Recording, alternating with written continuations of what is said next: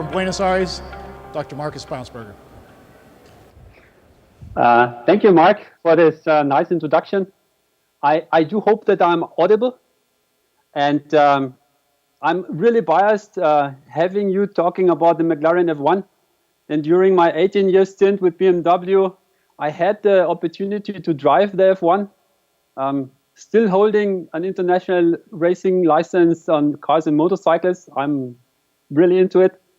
And now talking from the different angle, let's say from the not developed world, but this bias I have to handle, and I will handle.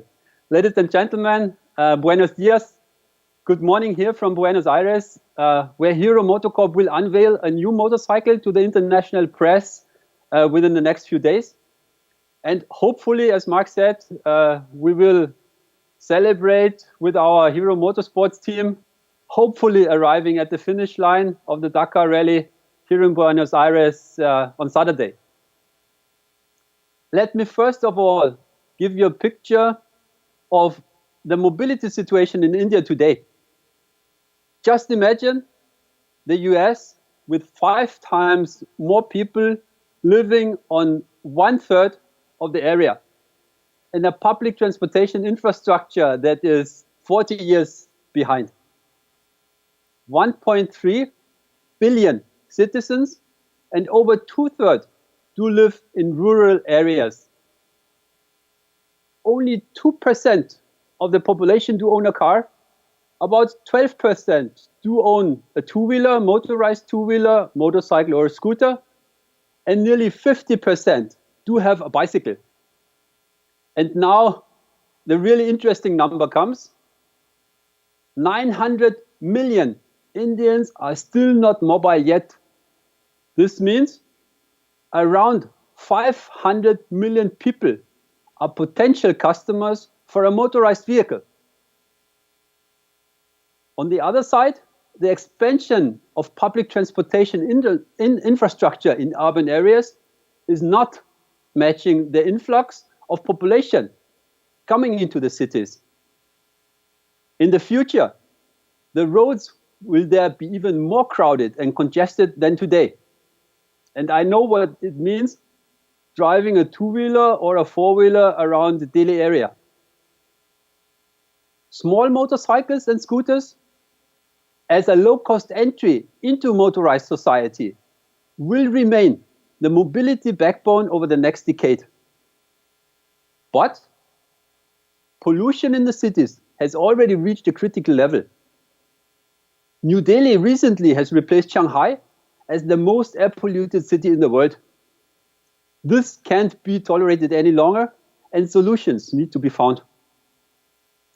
The overall situation makes India as a testbed for mobility concepts, which might give reference to developing or even to developed Western countries.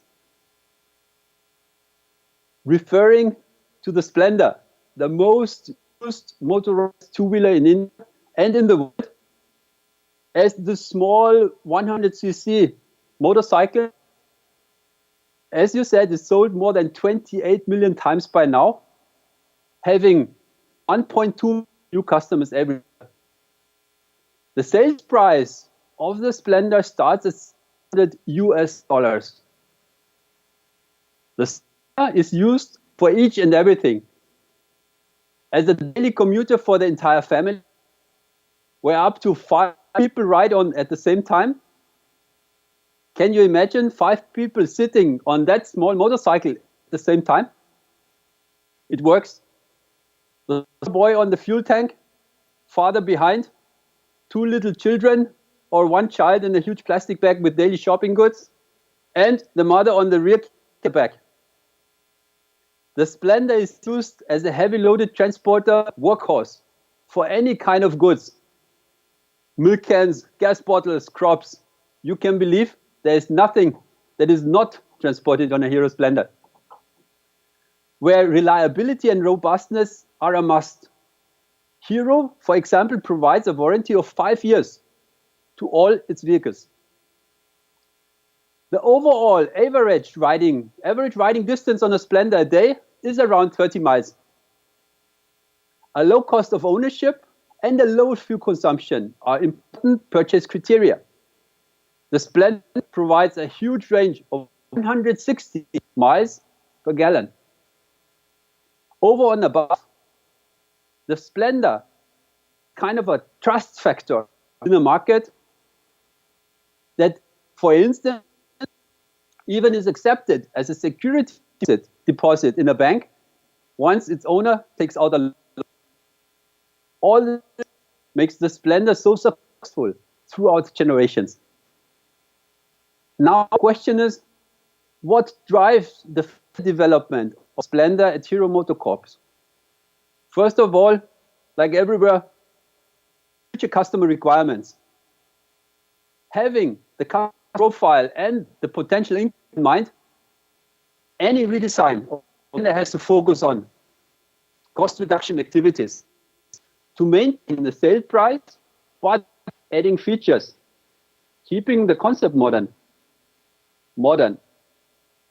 Secondly, further enhancing the fuel economy, and not to forget styling changes that still keep the original character of the bike, knowing that the Splendor customers are very traditional. And I think that you have seen on the screen, looking at the initial 1994 Splendor and the actual one, and how close the overall styling still is. Second driver for future development are regulatory requirements. According to international standards, the Indian government now is progressively pushing regulations regarding safety and emission norms, and they do not care that much about implementation and realization time that is required. So from April 1st, 2017 onwards, advanced braking systems become mandatory. CBS, combined braking systems, or ABS, anti-lock braking systems, which we only know from higher CC premium bikes, will offer additional safety to the rider, but will add additional material costs for the system of around 5 to 10% of the actual sales price. The national emission standard, the National Indian Emission Standard, BS4, has been introduced from April 2016 onwards. Lately, the government has decided to skip the next emission level, BS5, and move directly to BS6, which will be equivalent to Euro 5. And this already from April 2020 onwards. This will require fuel injection technology throughout all the CC ranges. Even the small Splendor will need FI technology, a three-way catalytic converter, closed-loop engine management system, onboard diagnosis system. All what we do see in modern cars as well. This required technology is not yet available and has to be developed and adapted to two-wheeler requirements in this short time available. Basis the overall conversion from carburetor to FI engines, the additional cost cannot be compensated by the manufacturers. This will result in a significant increase in sales prices. Over and above the described program, we have to evaluate, no doubt, alternate fuel concepts and the application in a two-wheeler like a Splendor. Liquefied petroleum gas, LPG, or compressed natural gas, CNG, in a two-wheeler will not work due to package, range, and safety constraints. As an electric-driven two-wheeler, the e-Splendor would need to fulfill customer requirements in terms of range and low capacity as the actual available product to a sales price that is comparable to a fueled vehicle. Infrastructure further constraints for electric vehicles, not only coverage through stations. Especially in India, the availability of primary power is quite restricted. Electric power cutoffs are still part of our daily life there. Summarize, in a country like India, individual mobility will still be based on a small motorcycles and scooters, with combustion engines. Huge market potential. Due to safety emissions regulation, the Indian manufacturers to offer state-of-the-art technology at an affordable price. This will make India mobile and the Indian manufacturers even more competitive in export markets. So far, my short remarks, working in a country that is still on the cusp of mobilization. All the best from Buenos Aires, and I do wish you a fruitful discussion further on. Thank you, and hasta luego.